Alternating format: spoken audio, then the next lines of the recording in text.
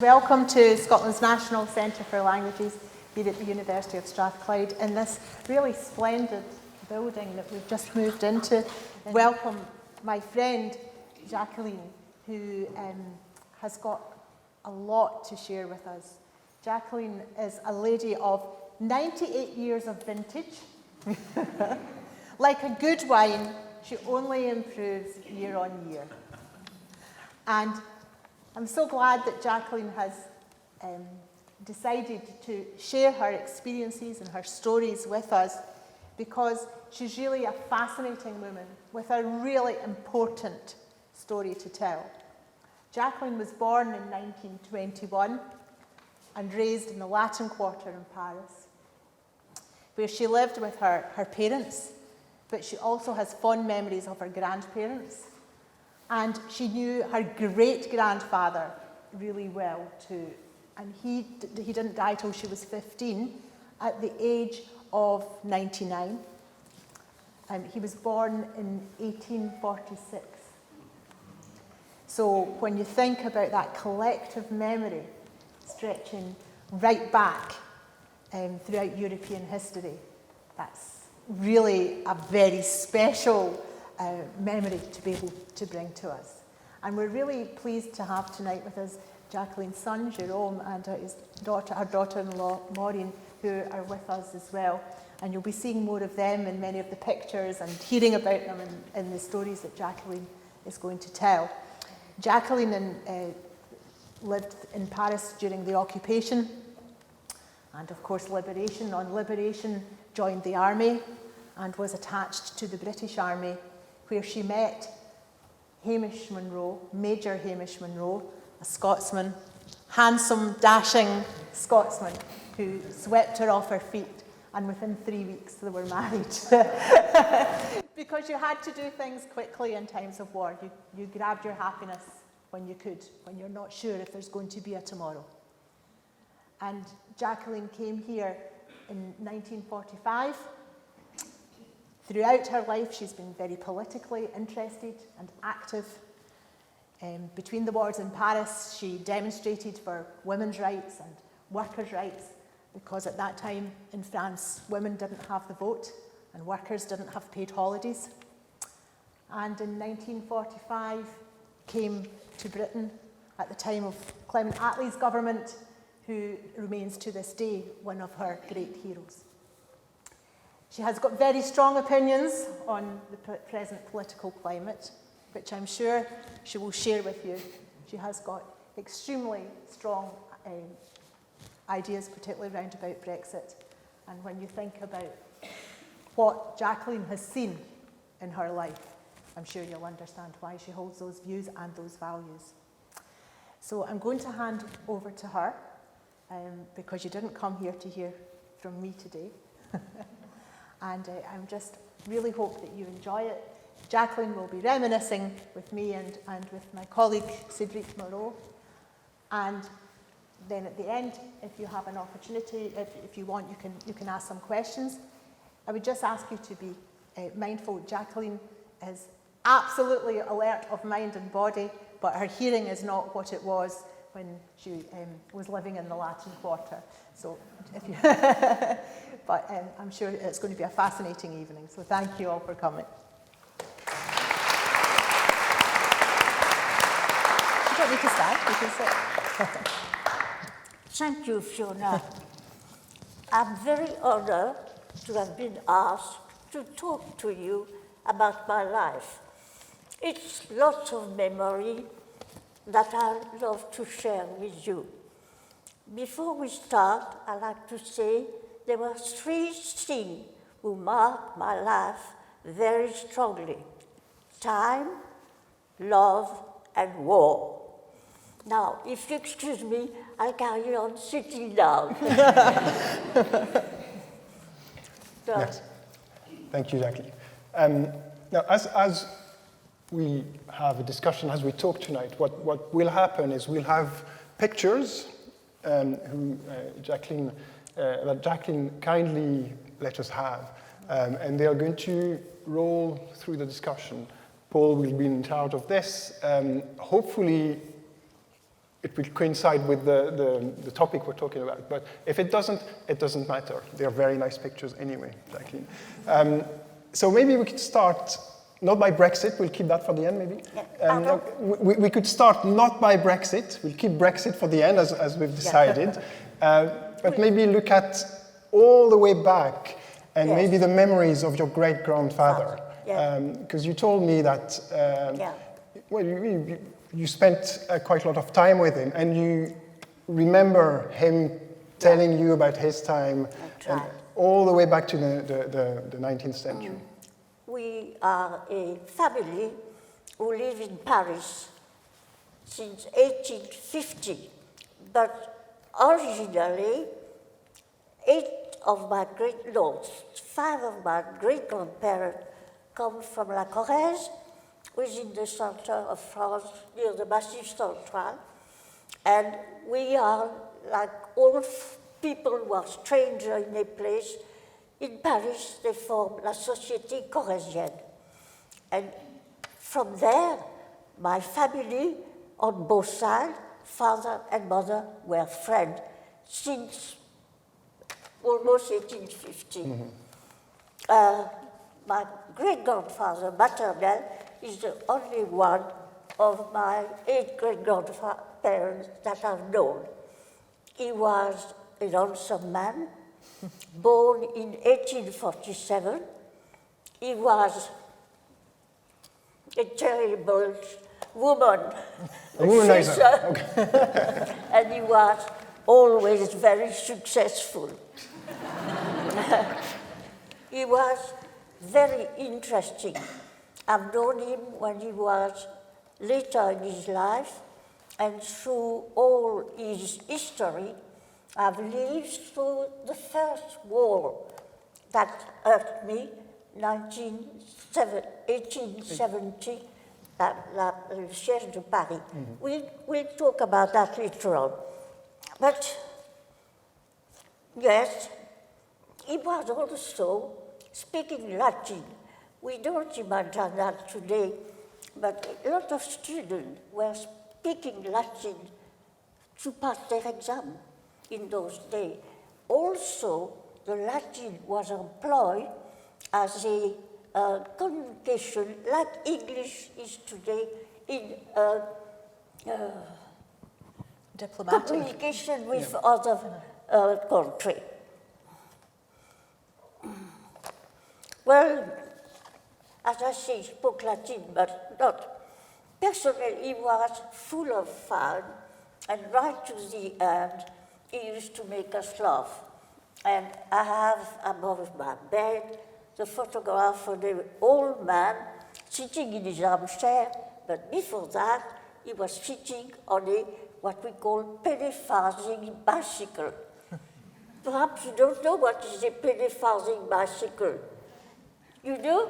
Yeah. And I just adore him. So Il est derrière vous. C'est lui? that's when he was old. Yeah. He was in the country with us. And he used to tell us all sorts of things, even to teach us how to roll cigarettes. Jacqueline told me that her and her sister hid in bushes and were making cigarettes up with leaves With his leave and setting light to them. and lighting them, and suddenly he came and said, don't smoke that, it might be poisoned. Just practicing. Yes. That's my great-grandfather, for whom I have such loving memory. And I just feel emotional even today to talk about him. Then I have grandparents from my father's side and my mother's side who were very different. But they were very lovable, very lovable. And in those days, we were respecting all people enormously. And we were told to obey them, to salute them, we met them. One was an engineer, and he developed an umbrella with a push button, and it opened automatically. And it was called l'automaton. And they were patented in France in 1848, something like that, and a patent in Britain in 1880 something. And my son has got the steam, and we couldn't find it. We couldn't find the patent.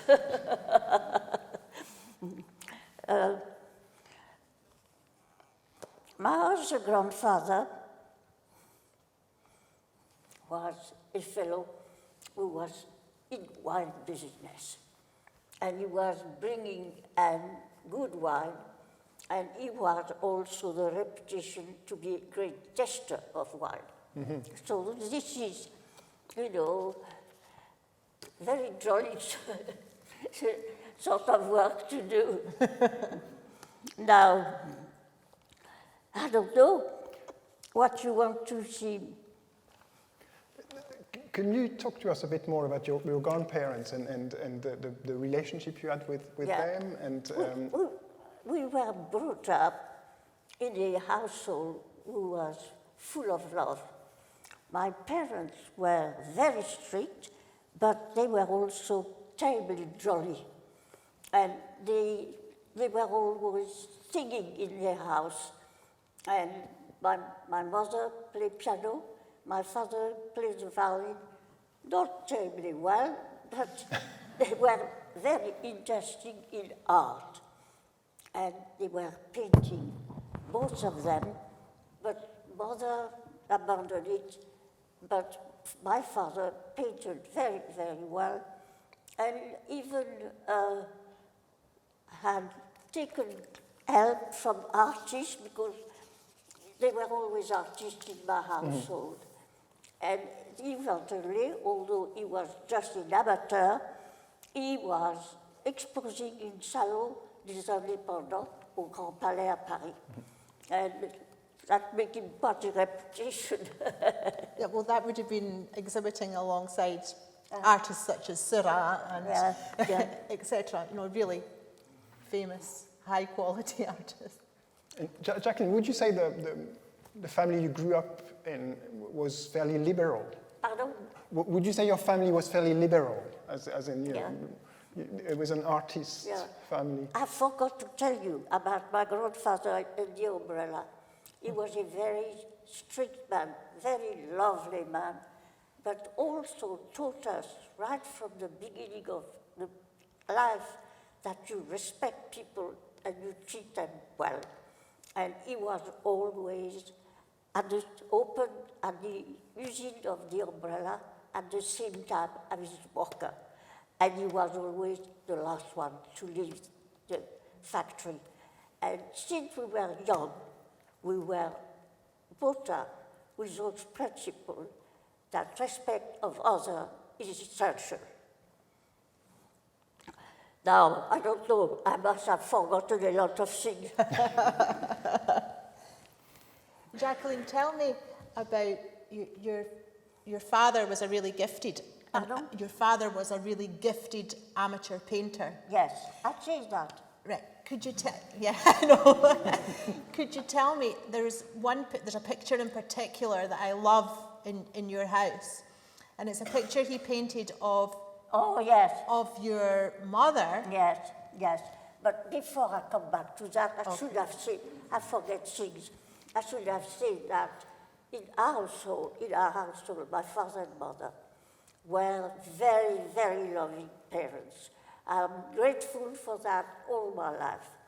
They were very strict, but they were also very loving. And we used to sing, we used to play together. My father used to spoil us for a lot of things, but respect wasn't. And we had to work at school and get good notes. Good mark. When you say we, are there sisters, brothers? Because you said we. Do you have sisters, brothers? You haven't mentioned them yet. I've got 3 sisters. Unfortunately, they are all gone, and I was the eldest of the lot. I was always a bit of a rebel.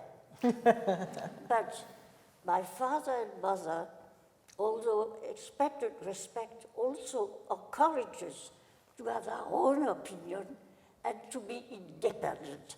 That was imperative. Then after that, your mon grand-père a eu la Légion d'honneur, oui. Well, I was going to say your parents made sure that their girls were educated and had an education. Yeah. Because they wanted you to have that level of That's right. independence. We had to have a good education, and in my day, women rarely work. But my father said, marriage is all right, but you can become a widow, and then you might have to work to bring up your children. So all of us, the 4 girls, have got to learn a trade. And I won't go into all the detail. I love my sister, especially the number 3, who was, like me, a rebel. We didn't accept things easily, but we were always respecting my parents.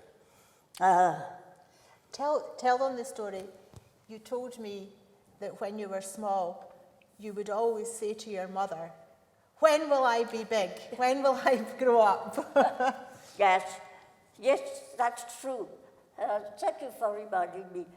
Ever since I was a little girl, I used to say to Mama, "Maman, pourquoi est-ce que j'ai à obéir? Pourquoi est-ce que j'ai à obéir?"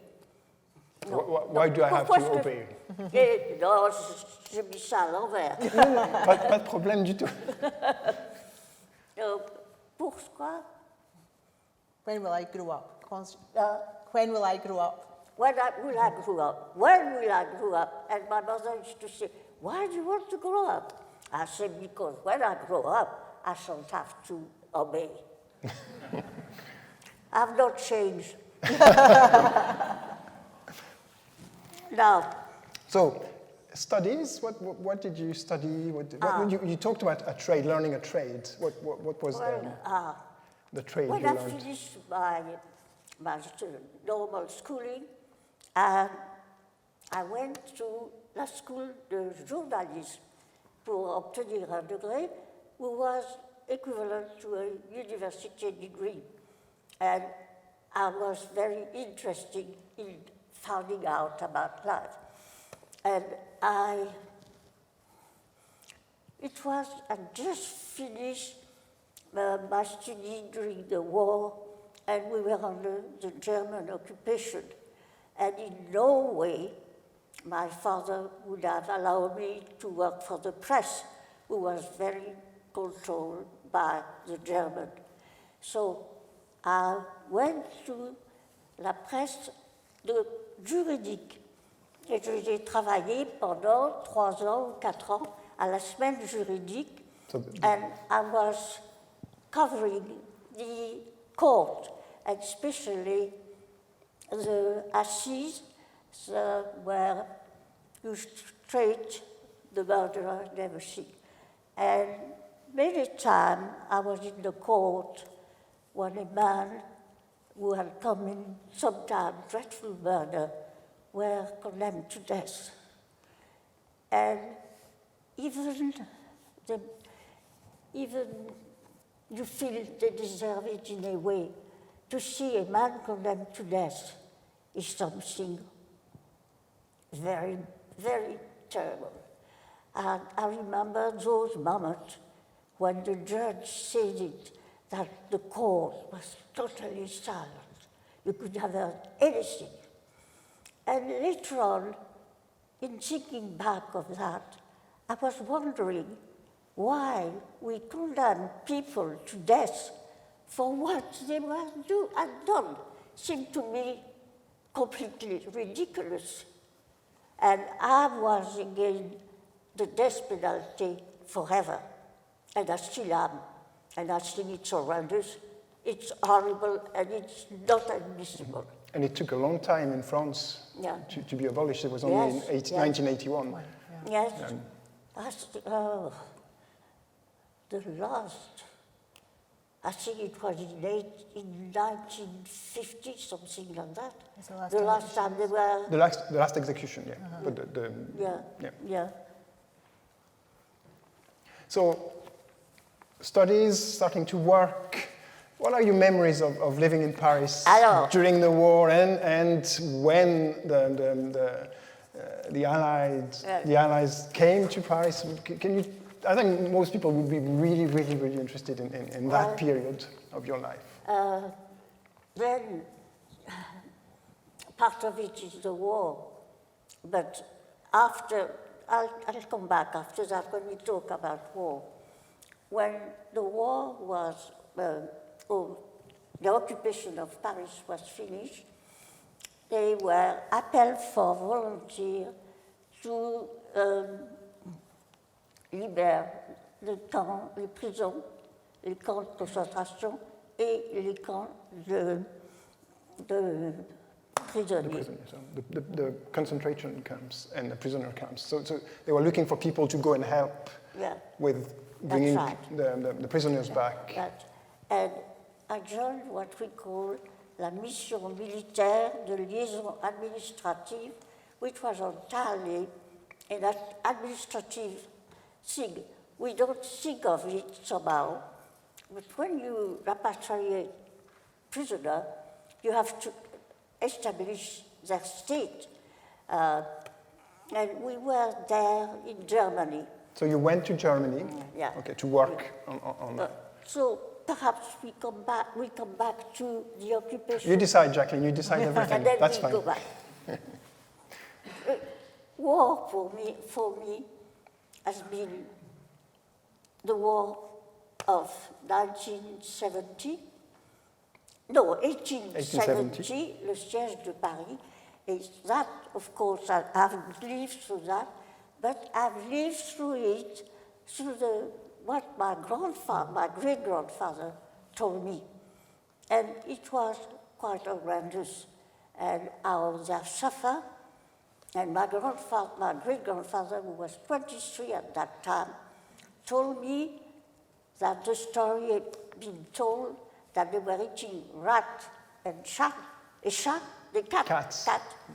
And he said to me, it was true. Now, after that, I lived through the 1418 war, through my father, who was under what we call under les drapeaux, pendant 7 ans, 2 ans de service militaire, and he was hardly out that the war started. He was 4 years fighting, and then 1 year of occupation in Germany after the war. He started as a cavalry officer, and I'll do something there. I have at home a portrait of my mother that Fhiona has seen, and she has a wonderful hat, and behind there is feather, especially feather who was your shako. What is it in English, shako? You know, it's high. It's like the not flat. cockade from his hat. Yeah. And they were decorated with feather.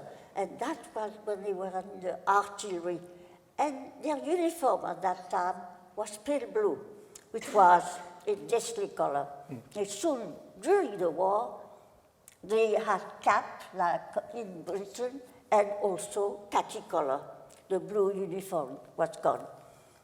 The war for my father was hard, like for everybody, but not as hard as a lot of British people suffer, who were in the north of the country in the battle, and the battlefield was horrendous, in a lot of mud, and even the tranchées were full of mud.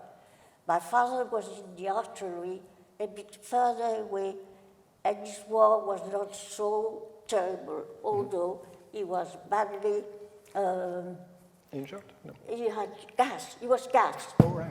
he was badly gassed, and for a long time he had a very bad stomach and also a terrible nose bleed. We couldn't touch his nose as a children. That was sacred. We had to be careful.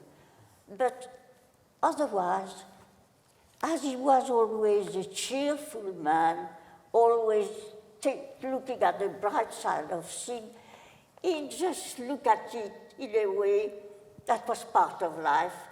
And he said he had made very good friends, and they were friends for life. 5 of them always saw each other.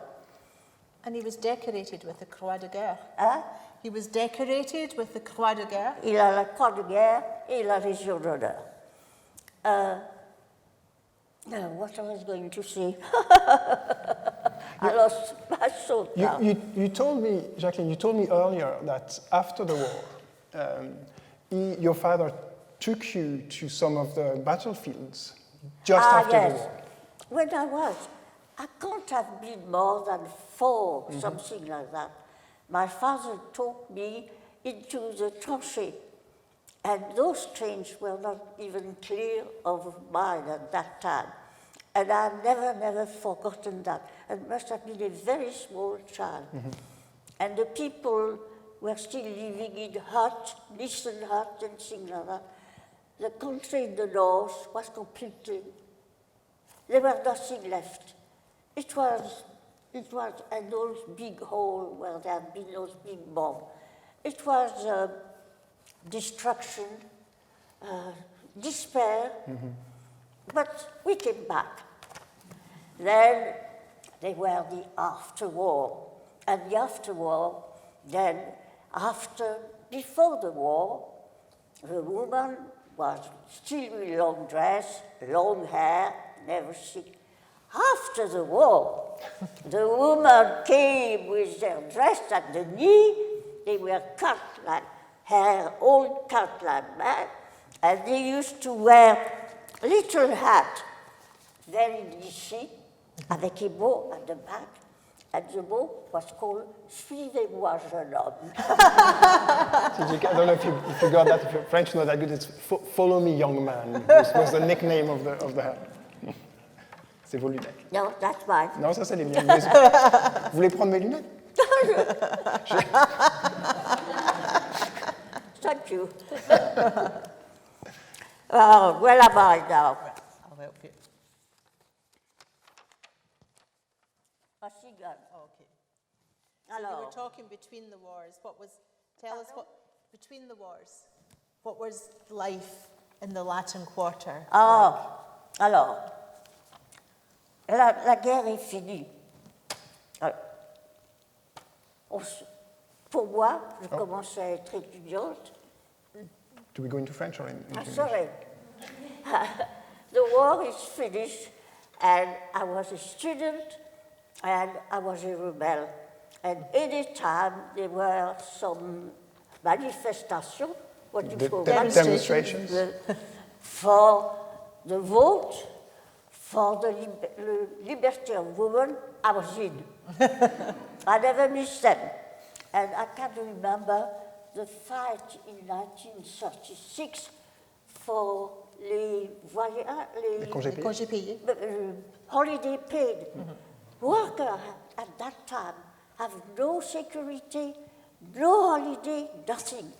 I found that horrendous, and I was with students fighting for that. Always has been fighting. All my life.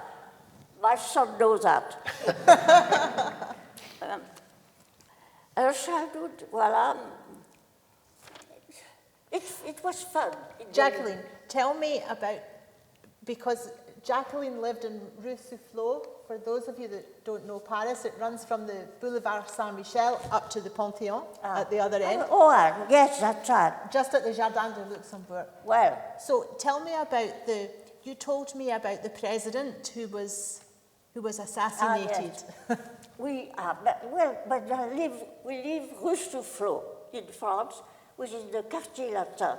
And the Quartier Latin is where there is La Sorbonne, le Sénat, le Panthéon. Et le Sénat, c'est la seconde chambre, and it was the palace of Marie de Médicis, who was the mother of Louis XIII, and she was the regent.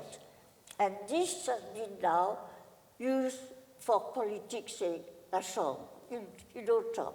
Il y a la chambre des députés et le Sénat. It's a bit like the House of Lords to the Assemblée Yeah, nationale. that's right. Alors, Tell us about the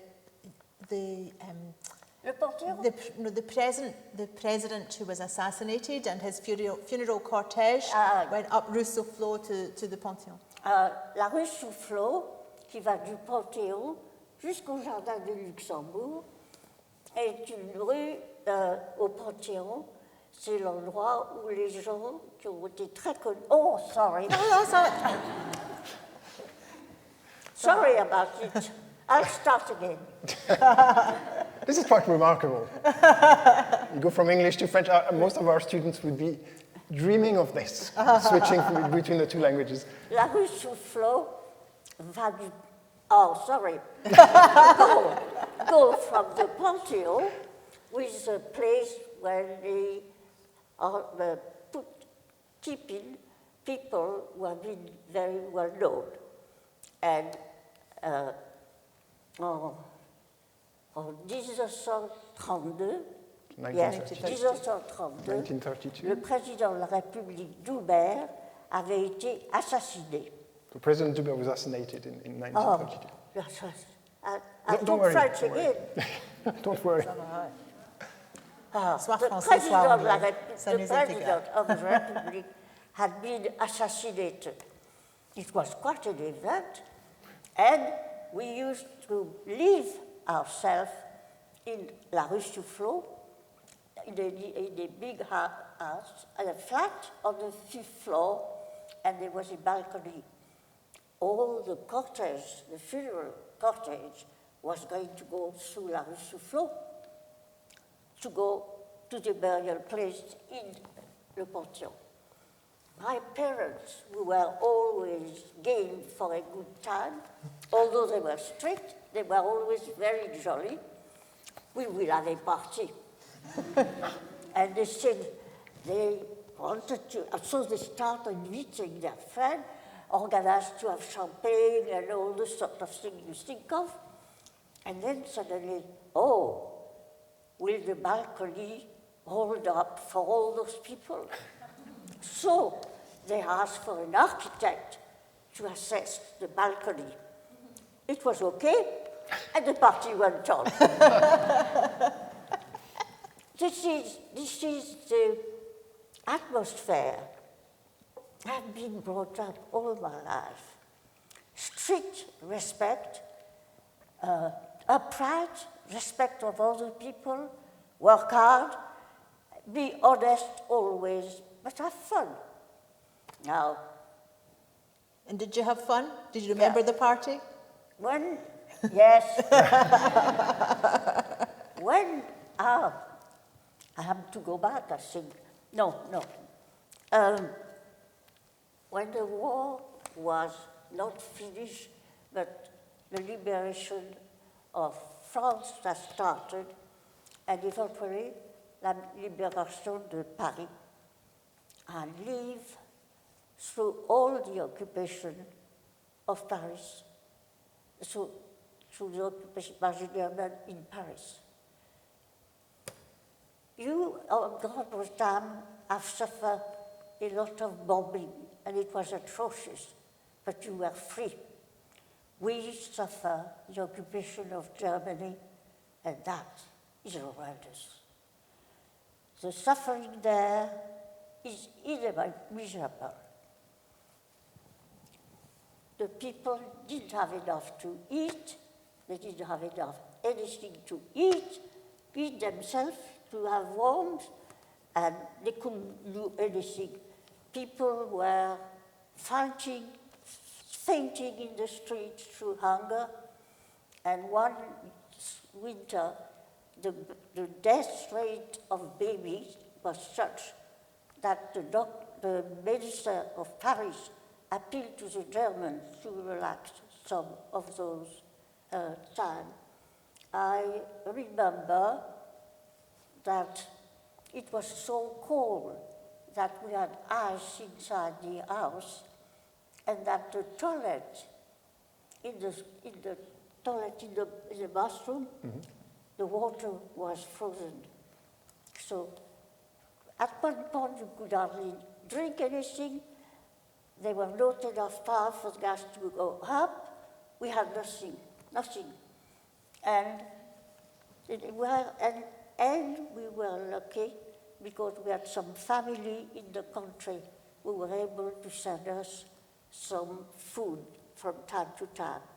You could send most of things, but flour, never. If you were caught having sent flour, you could be sent to prison. During the occupation, they were in curfew, and the Germans were very strict about that. And if people were caught, they were put in the cell during the night. If they were an assassinat of German officer or German soldier, they used to take people out of those cells and shot them. And the next morning, you could see the list of people, their name of people who had been shot. Sometimes it could have been your neighbor. So it was a life, and you didn't trust anybody, nobody. And there were the Mackay there, and the resistance were working terribly hard. And in the town, it was called Resistance. In the country, it was le Mackay. Et aussi, quelque chose de très intéressant, le Parti communiste a une très grande importance dans la résistance en France. Yeah, something which is really important is that the Communist Party had a very important role in the resistance in France. Have you parling in French again? No, it's okay. Just the last sentence. It doesn't matter. Don't worry. I'm terribly sorry. You know, Ça ne dérange pas du tout. as well, I'm feeling just as good in French or in English. I do that all the time because I don't even hear it. This is the trouble. I'm a bit of a nutcase. And do you remember the liberation of Paris, the end of the occupation? What are your memories of this day? That was something. The liberating troops were coming near Paris, and the resistance was supposed to start making trouble in Paris and to help the troops coming in. Yeah. But the resistance, thinking that the army was nearer, started a bit early. And there was 1 week of terrible war in Paris. And they were at one end the Panthéon, at the other end, la place du Moreau, juste devant le Luxembourg. And I should have told you that in the Sénat, it was the headquarters of the Wehrmacht. And they were a strong lot of officers and soldiers. And they were une barricade de la résistance devant le Panthéon, et juste au bout de la rue Soufflot, juste devant la place Morost, il y avait des tanks allemands qui tiraient. Et pendant presque une semaine, nous avons vu cette bataille se passer entre. Et il y a eu beaucoup de morts, on les a vus, nous avons vu les gens être tués. Et à un moment, il y a eu des shrapnel. What do you call it? Des éclats, shrapnels. So, just to summarize, there was a battle with the Wehrmacht being stationed in the In the Sénat. Sénat. and barricades in front of the Pantheon. And this was basically a battlefield between the two There was places. a resistance barricade at one end, and at the other end there was a tank, Yes, that's right, tank allemand. a German tank. And when the tank allemand was shooting, some of things went into our flat. And I've got home a little piece of shrapnel of the thing what happened. But So there was no party on the balcony that day. No. There was no party. no. But it did last. It lasted just under a week. Okay. And she was saying that when she went out, there was, the bodies in the street. People had been shot and killed. Yeah. And then the Germans came out and they were made prisoner. And although we, I never think we hated them, but we did like them. And to see people taken prisoner, it's very sad indeed. And I've never forgotten those people shoving like that. And your head like that. And when you see hundreds of soldiers like that, even if you don't like them, you feel sorry for them. My father always been very strict about us, the way we talk about the German, because he had been a student in the university in Spielberg, Germany, and he admired the German culture, their literature, Goethe, and their music, and they think that also compensates their warlike time. Now, then, the libération, c'est la joie. On demande des volontaires et je m'engage dans la... Oh, sorry. No, it's okay. Just en français, si vous voulez. Sorry. So liberation, La libération. everybody's happy, La libération. and they're looking for They volunteers. asked for voluntary people, and I joined immediately. And I You joined the army? Yes, I joined the army. And it was not a fighting army, but it was la liaison militaire de liaison administrative. Can you understand that? It was administrative thing. Perhaps people don't think that, but when you have to repatriate prisoners des camps de concentration et prisoners of war, you have to establish their identity, find if they're free of bugs and things like that before they go back home. We were in a camp near a little town, German town, with Clèves, and we are at the corner of Germany, Holland, and Belgium. And I was in that part, Bedburg, who had been a prisoner, political prison for the German before the war. So it was in the country, among trees, and it was really very beautiful. There we had tents, and we worked sometime. I think once I worked 72 hours without sleep. And I was smoking a cigarette, and I woke up when the cigarette burned my chest. But anyway, I was there from April 45 to October 45.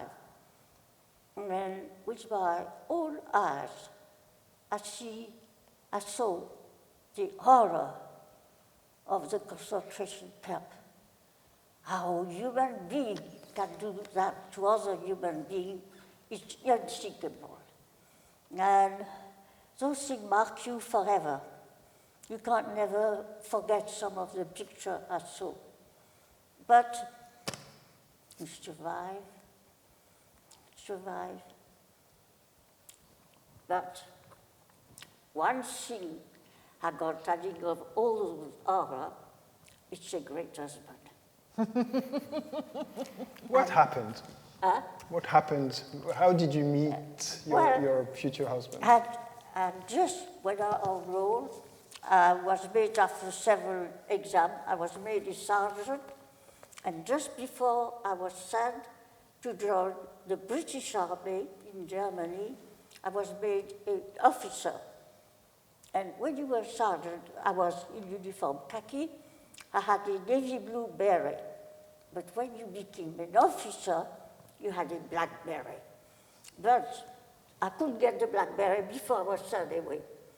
And when I arrived in Germany, my commanding officer said to me, I know somebody who can get it. And they were attached to the army, the NAFI, you must have heard of that, and you could get all sorts of things. But if you were not a British citizen, you couldn't get anything into the NAFI.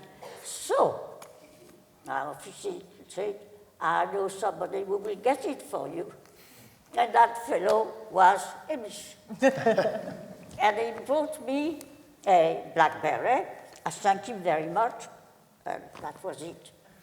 But a few weeks later, he had a leave, he had a day off or something, because he was not my commanding officer, and I was not even in the same company as him at all. I was attached, my commanding superior was a Canadian, he was a delightful man.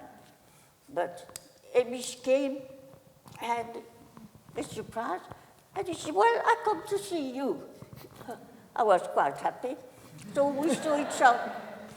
We saw each other once or twice.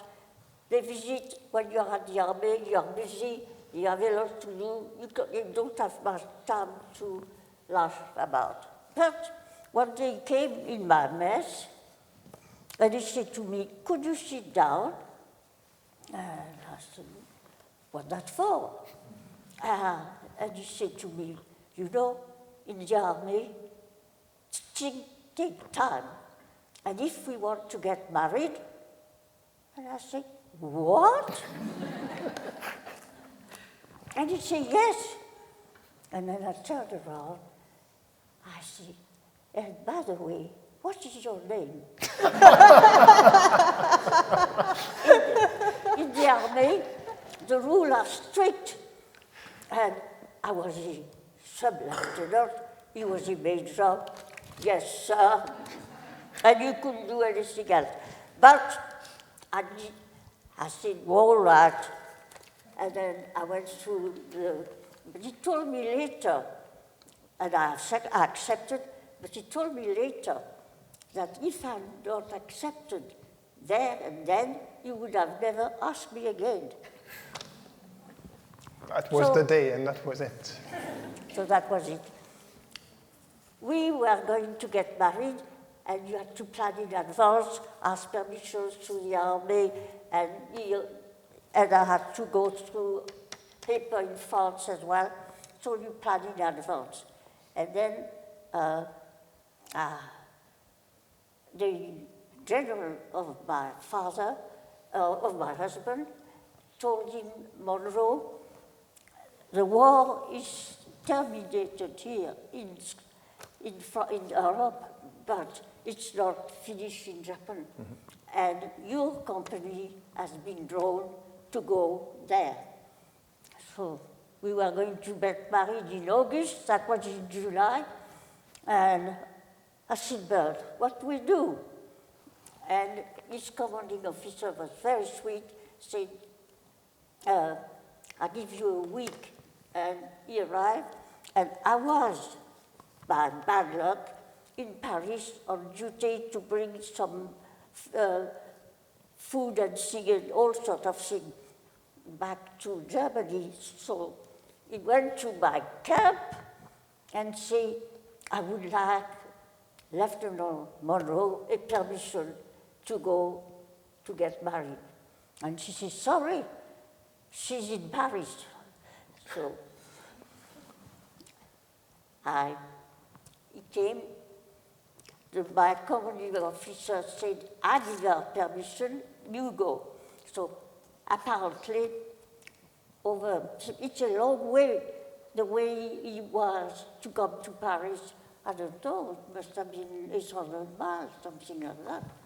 And he arrived, and I was just ready to go away, and I was on the top. I was waiting for my driver to take me back in Germany, and then I saw Hamish with his car, and I said, what are you doing here? And he said, I come to get married. So panic. We had 4 days to get married, sorting paper, all the paper and everything.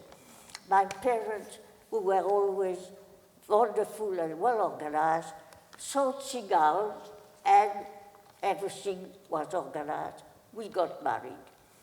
And I was mad. I didn't have any, what you call, dress uniform. In the army, you had the battle dress and then the battle dress. I was just in the battle dress, and Hamish said, you can't get married in that. And they made a dress. A friend of my mother came and made a dress during the night with sheet. No, we had no paper, no material. So they took one sheet, and they make a dress. That's the dress there. It's quite impressive. Yeah. And then I married, and we were parted for quite a long time because Hamish had to go back. Eventually, he did have to go because the bomb fell on Hiroshima, the war finished, he did go.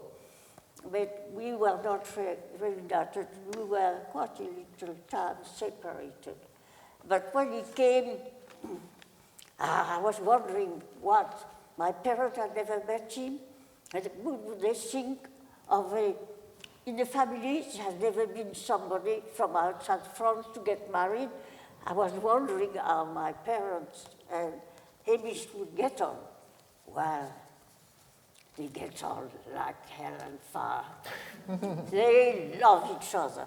And my mother always kept telling me, he's the son we never had. My father loved painting with him, and they get on terribly well. I shouldn't have worried. So I was there, and I came to Boston. My first impression was positive and negative. Positive because I found you were far more in advance on us for lots of things. Women were driving, they were passport, the children could be put on the passport of the mother, in France, only on the father, and all sorts of things like that. The vote, you had the vote, and I found it very attractive. Other thing I didn't like very much at first. I don't think I was well received. I think the British after the war perhaps felt that France had let them down, and I found it quite resentful at first, but I grew out of it. But then I came to Scotland with Hamish, his mother, a wonderful mother-in-law, the best mother-in-law you could ever draw, and we just love each other. And then I had a lovely life here. We had 3 children. One of them is Jerome, here. And what I was going to say, forgot. Scotland, coming to Scotland. And yes, and when I came to Scotland, I loved Scotland immediately. And I never stopped loving Scotland. But my father had told me on the key of the station when I left Paris to come and live in Scotland, Jacqueline, never forget that when you are over there, you are l'ambassadrice pour la France. I tried to do that. But for Scotland, Scotland had given me a wonderful husband. He was such a wonderful man. You couldn't dream better. He was clever, he was tolerant, he had large view, Open-minded? an open man, and he was really, everybody loved him, and he has a very, very great sense of humor. Now, I'm here, and Scotland had given me a wonderful husband, you, and a wonderful country, where I've been very happy. I've been so lucky all my life by being loved everywhere, by my grandparents, by my parents, by my wonderful husband, by my great children, and to me, a friend, and to me, I've been so happy all my life, in spite of a hard time. Thank you for listening to me. Just before you finish, though, I promised them, I promised the audience that you would be giving your opinions about the B word. I think war are learners. Sometimes they bring good things.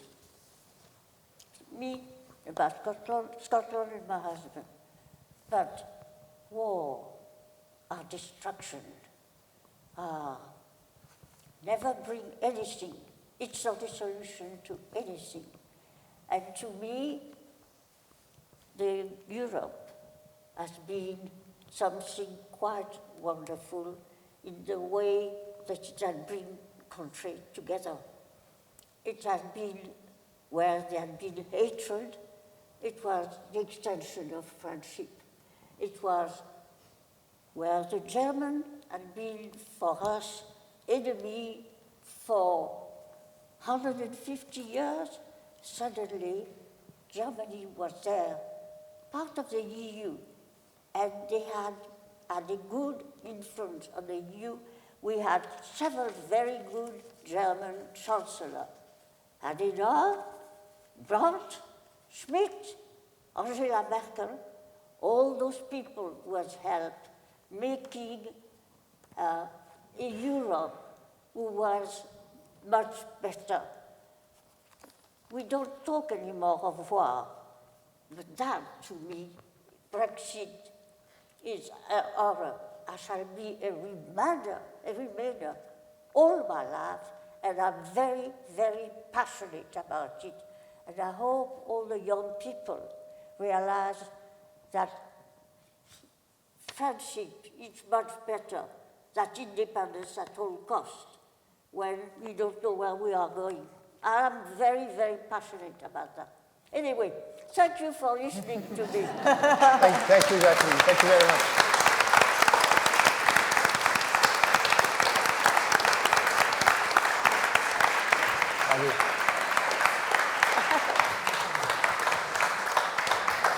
You're wonderful, baby. I'm sorry, I feel really emotional. But that was just wonderful, Jacqueline. Yeah. You're an inspiration to all of us. And I think you got just a flavour, just a snapshot of this wonderful woman and why I'm so proud to call her my friend. I just love life, and I love people. That's very clear and very evident. Yeah. And we have just a Pardon? small token. If one of you have some question to ask, not something too difficult, I'm very, very deaf. Absolutely. Speak loudly. I think there's a We've microphone. got some microphones somewhere. Does anybody have any questions? Jacqueline, hello, bonsoir. J'aimerais bien savoir, tu as habité en Écosse. Where did you live in Scotland? She would like to know where you lived in Scotland. I live in Glasgow. I live always in Glasgow. It was the place where my husband was born. He was born in something Lingwood Avenue. Wait a minute, I can't remember now. Not very far from Hardships. And that's where I'm living now. And I've been living in Scotland since 1960. But arrived in 45, and for the first 15 years of my life, I was in England, first near London, then in Manchester for a while, and then we came to Scotland. And my husband said, I became a different woman the moment I arrived in Scotland. And I love every minute of my life here. And I made so many friends. And I was for a while, I was all the time I was working, the bibliothécaire librarian of the French Institute in Glasgow. And I created the library there. Any more questions? I'm quite happy to answer. I hope you have. Oh, there's one there. You talked about smoking the leaves. You talked about smoking? Huh? Smoking? Smoking. Yeah. With your great-grandfather, the No smoke. My grandfather was rolling his cigarette, you know. At that time it was difficult sometimes. And we thought it was wonderful, but he didn't give us tobacco. So we thought it was good to go, and we found some dead leaves were brownish color, and with my sister, we cut them, shredded them, and rolled them. And I told the paper we were rolling them were toilet paper. Because in those days in France, the toilet paper was quite thin and the color of the wrapping of cigarettes. So we used to have a little glue, and then we used to smoke at the back. And my great-grandfather just caught us, and he was appalled, not only because we were smoking, but because he said, you could have put any old poison leaf to smoke. But, you know, anyway. And the gentleman's asking you, do you still smoke? No. I've given it up when I was about 50. And I woke up in the morning and I was coughing. And I said to my son, I was going to go to Paris, visit my parents. I said, when I come back, I'll give up smoking. All right, so I'm going to France, and it's those days, I don't know now, but on the crossing, you could get cigarettes without the tax. So you could get a pack of 200 for the smoke. So I bought one. I bought 200. And when I sold, my son came, collect me at the train, and I told him, and he said, Mommy, I thought you said you were giving up. And he said to me, you're not smoking them. And I did. I gave up the 200 away, sent to him. and sent to him, I've never touched a cigarette again, ever. Good. That was the first and only time you've ever obeyed a man. Well, for me, I've been very lucky, as I say. I've been loved, but life has been fun. It has this drama, but Question behind. We've got another gentleman with a question here. Yep. I'm very, very deaf. Okay, I'll try and speak up. Thank you very, very much for sharing your memories. Absolutely fantastic. A great privilege to be here, Jacqueline. So thank you very much. Thank you very much. And it's a privilege to be here. Huh? Thank you very much. It's a privilege to be here. I wanted to ask Jacqueline about your experiences in Glasgow in the 1960s, because Glasgow had a very grim reputation in the 1960s. And wondered what you would... Could you come near me? Perhaps I could hear you. Cédric will tell you what he's saying. Cédric will pass this on. I wanted to ask about the 1960s, Jacqueline. I wanted to ask about your experience of the 1960s as a French woman living in Glasgow Yeah. when Glasgow had such a grim reputation in the 1960s. Yeah. Could you tell us a little bit more about what you felt about Glasgow as a city in the 1960s, in that period? Oh, well, Thanks, Doctor. thank you. Well, when I came to Glasgow in 1960, I found the people very, very friendly and very helpful. And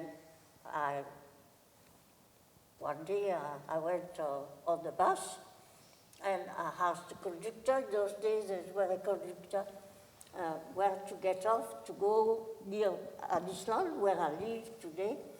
And he said, yes, fine. And then when the bus stop arrived, a lady said to me, I'll tell you, I know exactly where it is. So I accepted her invitation. She showed me the way and get me exactly where I was. And I thanked her, and I said, oh, do you live nearby? Oh, she said, no, I'm going to take back the bus again. And she had to pay a second time to go back. She had got off the bus specially to show me the way. And I'll tell you another little story. There is a friend of mine who was in the east side of Glasgow, and she was waiting for the bus, and a lady said to her, will you be a Glaswegian? And she couldn't understand what she said, and she went back home and told her husband. A lady said to me something I couldn't understand, if I wanted a glass of gin. And he said to me, she did not say that. She said, would you be a wee Glaswegian?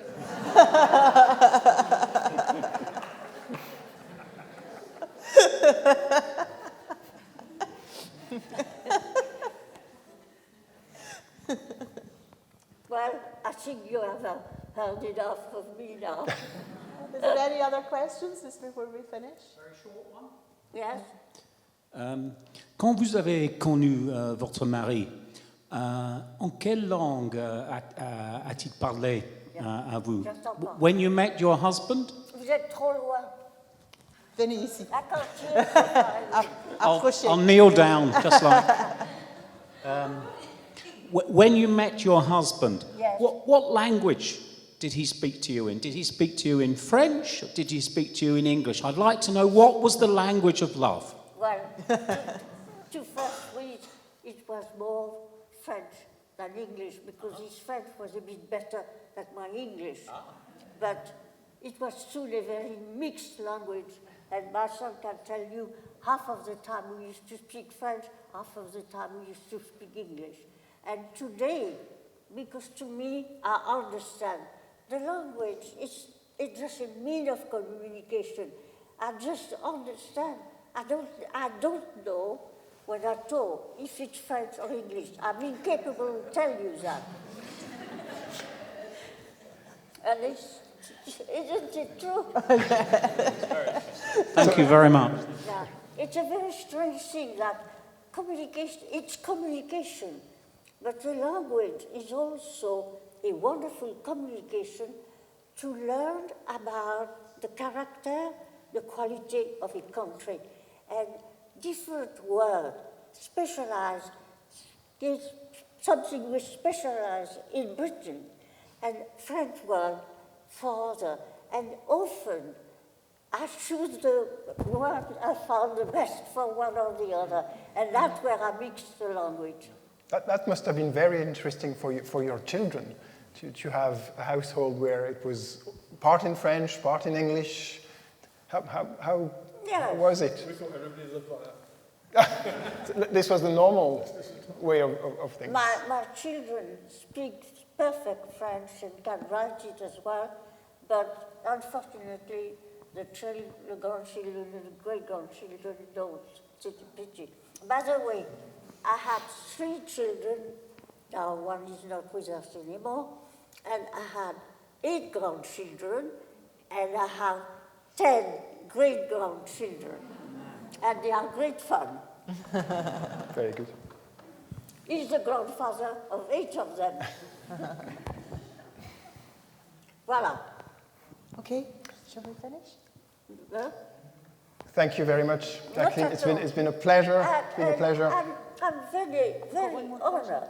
Oh, do we have one Sorry, more we've got question? one more question. Oh, Nathan. Nathan. Sorry, I just wanted to say, firstly, that was... There's no good Should I to stand up? Nathan. Okay. No, I'm going to kneel. It's going to be fine. I can't see you far away. Come near, you're welcome. I just wanted to say that that was very inspiring and moving to listen to. I wondered, what 3 things would you like to tell young people today about your experiences in your life?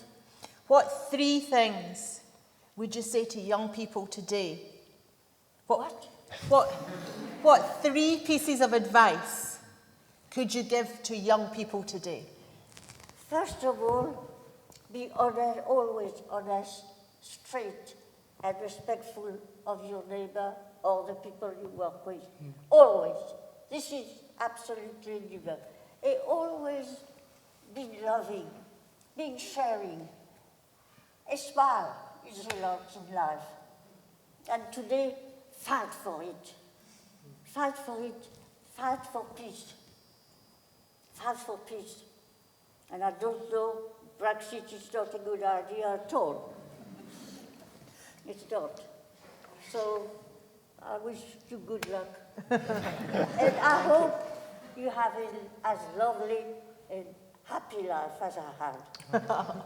Don't forget that a lot of your bother, happiness, you can make yourself as well. Look at life as being a good thing. That's something wonderful to have been given life and to make the best of it. It's a perfect ending. Thank you, Jacqueline. Thank you.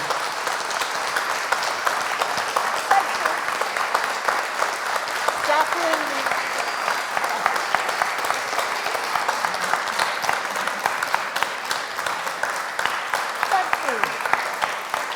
Thank you so much for listening to me. We have a very small token of our esteem. Huh? We have a very small token of our esteem Oh, to give you. oh, oh, how beautiful. So much. We'll put them on the table. Yes. And also, because we don't think the parties are over yet, and that you might not have a balcony, but that you probably have a need of a good bottle of champagne. Thank you.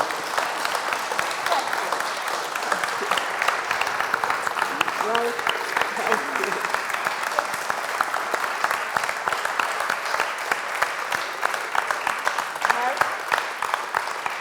And then invite anyone, there's still wine. Now, If you want the to only go. thing I want to is I could reach 100. My father was 101 when he died. And I don't want to beat him, but I would like to reach out.